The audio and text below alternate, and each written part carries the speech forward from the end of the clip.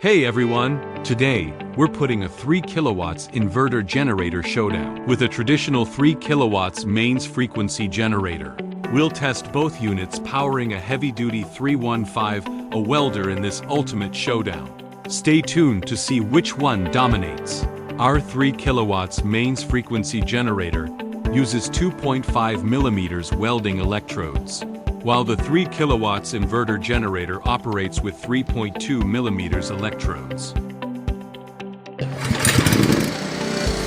When powering a 315A welder, the mains frequency unit's output current could only reach 808, whereas the inverter generator achieved 160A, double the performance under load.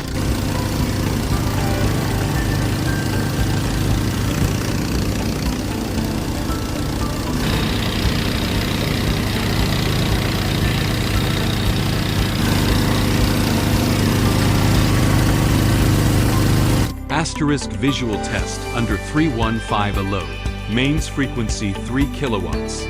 Limited to 808 with 2.5 millimeters.